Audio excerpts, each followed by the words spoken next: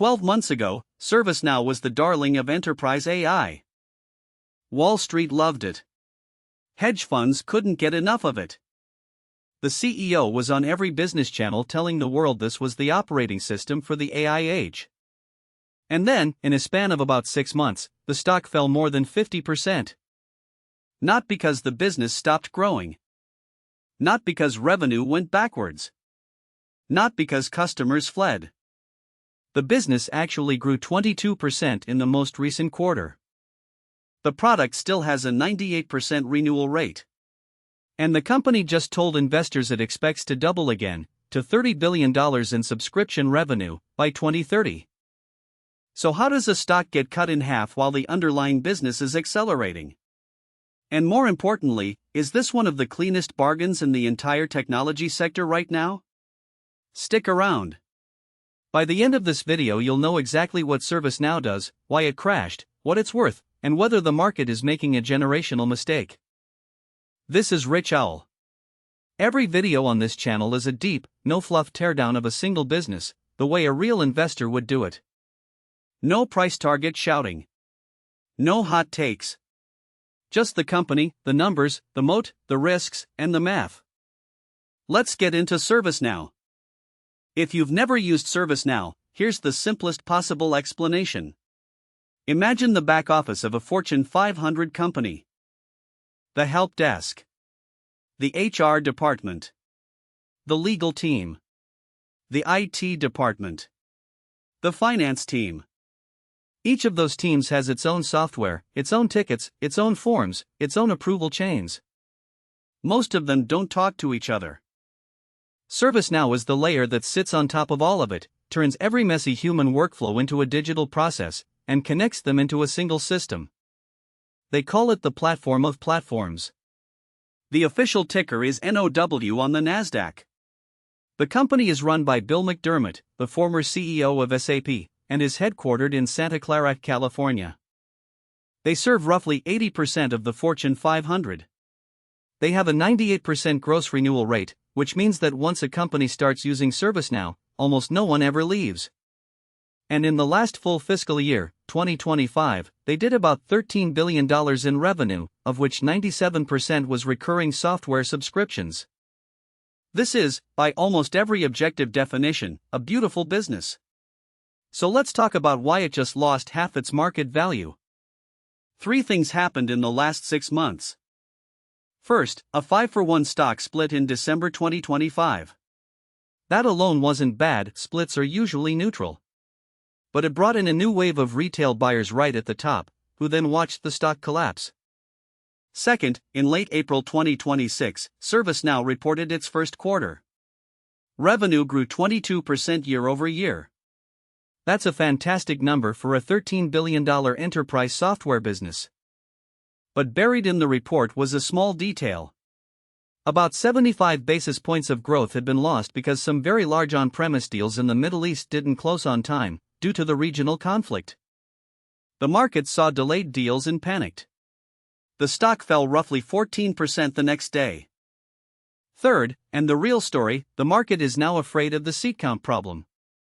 ServiceNow has historically charged per human user. Per IT admin, per HR rep, per customer service agent. But what happens when an AI agent does the work that a human used to do? Do you still need to pay for that seat? This is the question that has spooked every investor in enterprise SaaS, and ServiceNow took the brunt of it. The result, a stock that was over $450 pre-split, now trading around $92 post-split. Roughly half off in less than a year. Here's where it gets interesting. ServiceNow saw the seat count problem coming. Years ago, they started building what they call Now Assist, a layer of generative and agentic AI baked directly into the platform. And critically, they didn't price it per seat. They priced it as an upgrade tier and as consumption-based packs of AI work. The numbers tell the story. Now Assist crossed $600 million in annual contract value at the end of 2025. By the first quarter of 2026 it was already at roughly $750 million. Management raised the full-year target from $1 billion to $1.5 billion. In other words, the very thing the market is afraid will hurt ServiceNow, agentic AI replacing seats, is actually one of the fastest growing revenue lines the company has ever had. They aren't being eaten by the trend. They're monetizing it. The market just doesn't believe it yet. To understand why this matters, you have to see what ServiceNow actually sells. The business breaks into 4 big pillars. Pillar 1 is technology workflows. This is the original ServiceNow: IT service management, IT operations management, IT asset management, security operations. It's the nerve center for every enterprise IT department. They have roughly 44% market share in ITSM, which is about 3 times their nearest rival. Pillar 2 is CRM and industry. This is where ServiceNow is now directly attacking Salesforce, customer service management, field service, plus industry-specific workflows for finance, healthcare, manufacturing, public sector, retail and telecom. Pillar 3 is core business. HR service delivery, finance, supply chain, source-to-pay, workplace management. The connective tissue between every back-office function. Pillar 4 is creator. Low-code and no-code tools that let non-developers build their own enterprise apps on top of the platform. This already contributes roughly 20% of net new annual contract value. 4 pillars. 1 platform. And underneath all of them now sits an AI layer that's growing faster than any of them. Why don't competitors just copy this? 3 reasons. First, switching costs. Once you've embedded ServiceNow into your IT, HR, finance, and customer service operations, pulling it out is a multi-year, multi-million-dollar nightmare. That's why 98% of customers renew every year. Second, barriers to entry. The platform is built on a single data model, with 20-plus years of compounding engineering, government-grade security certifications, and over 2,000 patents. You can't just spin up a competitor from scratch. Third, the partner network. More than 1,300 system integrators, Accenture, Deloitte, KPMG, and many others, make money by deploying ServiceNow. They have a financial incentive to sell more ServiceNow, not less. That's a free sales force of thousands of consultants, baked into the global economy. This is what investors call a wide economic moat. And in software, very few businesses have one this deep. Let's look at the financials, because this is where the story stops being a marketing pitch and starts being an investment thesis. Revenue has compounded from roughly $4.5 billion in 2020 to over $13 billion in 2025. That's nearly a tripling in 5 years. Gross profit margin sits around 78%, meaningfully above the software industry average of about 60%. Free cash flow per share has gone from $1.34 in 2020 to over $4 in 2025. Return on equity is in the mid-teens. Return on invested capital is roughly 13%.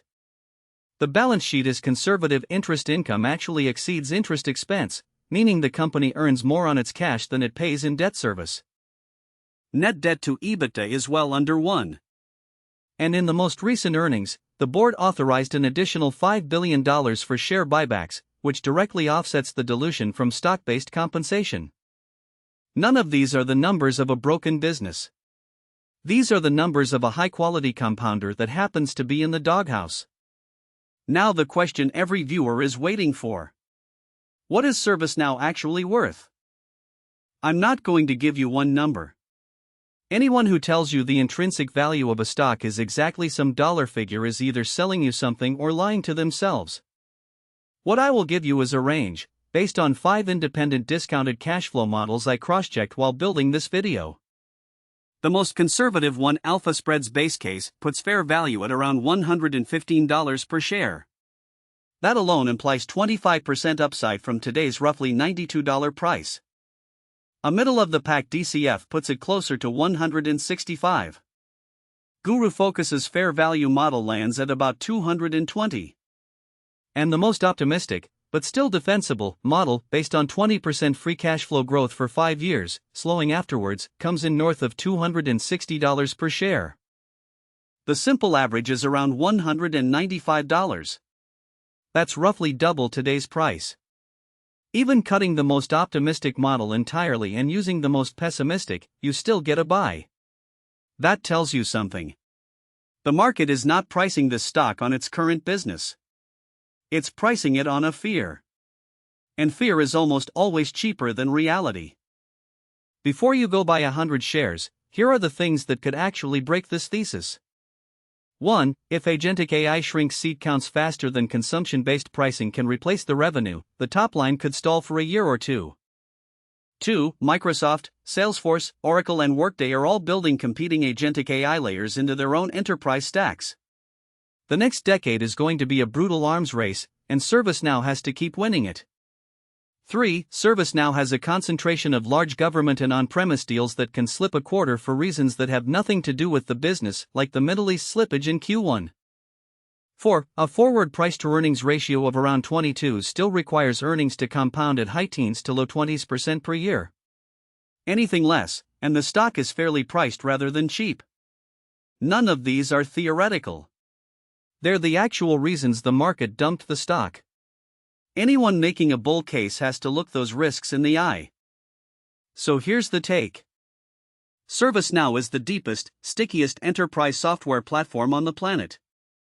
It has a wide moat, a 98% renewal rate, a 22% growth rate, and an AI product line that's compounding faster than anything else inside the business.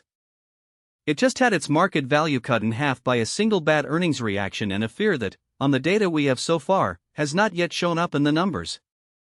At roughly $92 per share post-split, 5 independent valuation models put fair value somewhere between $115 and $260. Even on the most cautious math, the stock looks meaningfully undervalued. That doesn't guarantee it goes up tomorrow. Markets can stay irrational for a long time. But for a long-term investor with the patience to hold through volatility, this might be one of the cleanest setups in the entire technology sector right now. As always, this is not financial advice. Do your own work, size your positions, and never bet the farm on a single stock. If this kind of teardown is what you came here for, hit the subscribe button, ring the bell, and I'll see you in the next deep dive. Cheers!